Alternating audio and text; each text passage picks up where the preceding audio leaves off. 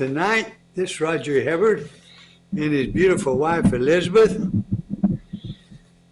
And tonight, we are in the second chapter of Judges. So, now the angel of the Lord went up from Gilgal to Bochim, and he said, I brought you up from Egypt and brought you into the land that I swore to give to your fathers.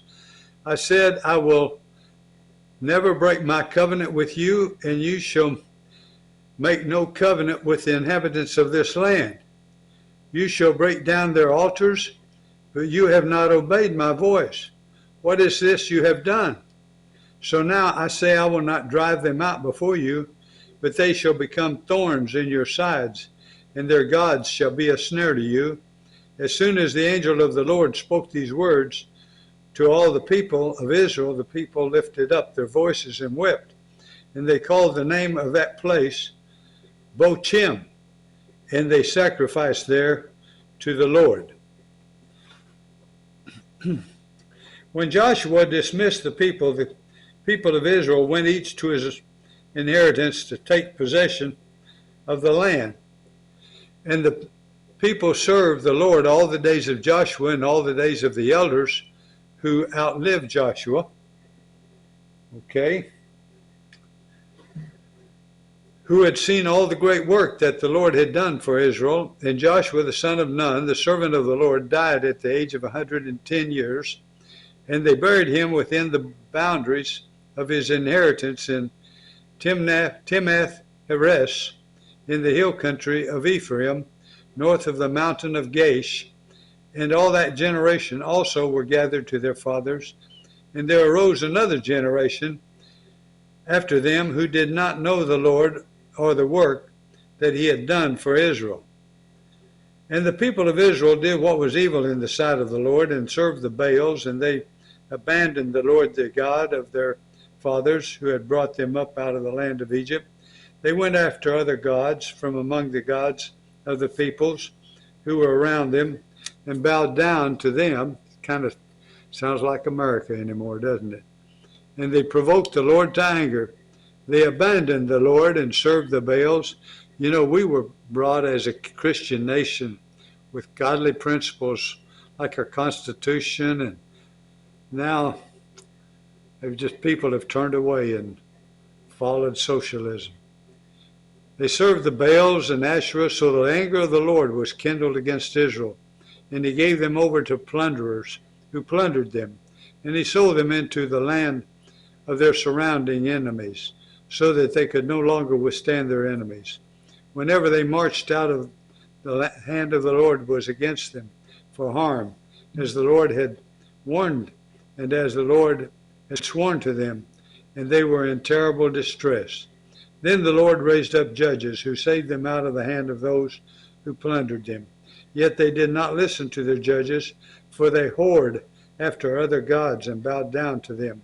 They soon turned aside from the way in which their fathers had walked, who had obeyed the commandments of the Lord, and they did not do so. Whenever the Lord raised up judges for them, the Lord was with the judges, and he saved them from the hand of their enemies all the days of the judge. For the Lord was moved to pity by their groaning, because of those who afflicted and oppressed them. But whenever the judge died, they turned back and were more corrupt than their fathers, going after other gods, serving them and bowing down to them.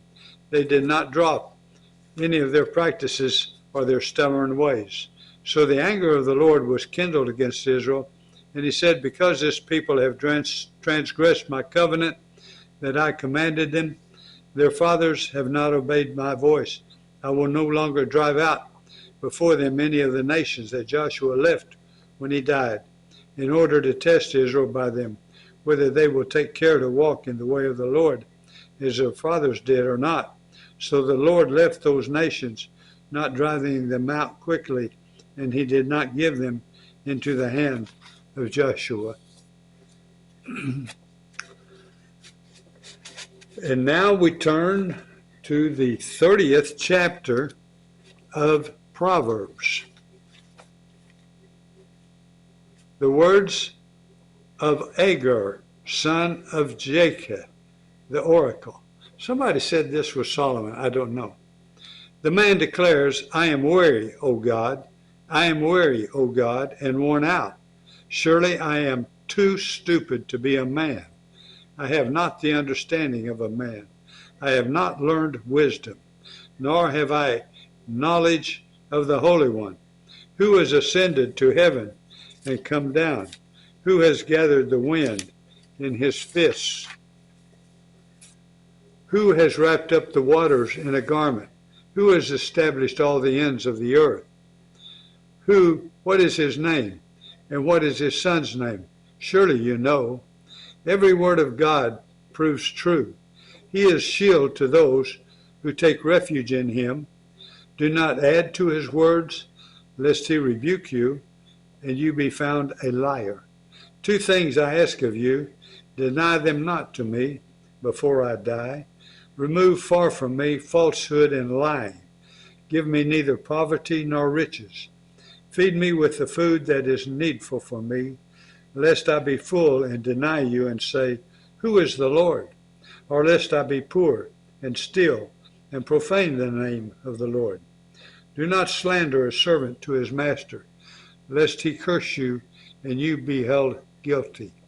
There are those who curse their fathers and do not bless their mothers. There are those who are clean in their own eyes, but are not washed of their filth. There are those, how lofty are their eyes, how high their eyelids lift.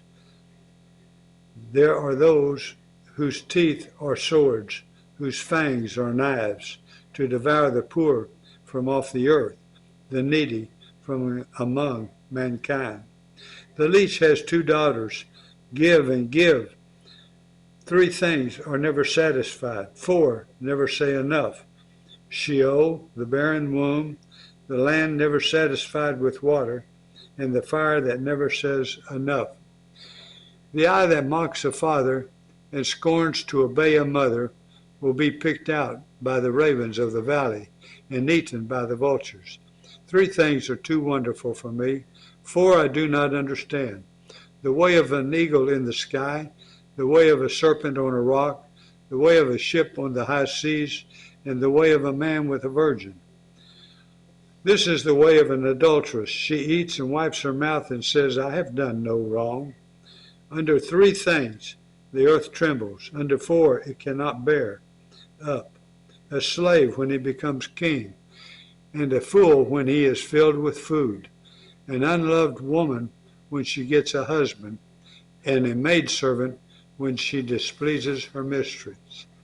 4 things on earth are small, but they are exceedingly wise. The ants are a people not strong, yet they provide their food in the summer. The rock badgers are a people not mighty, yet they make their homes in the cliffs. The locusts have no kings, yet all of them march in rank. The lizards you can take in your hands, yet it is in kings' palaces.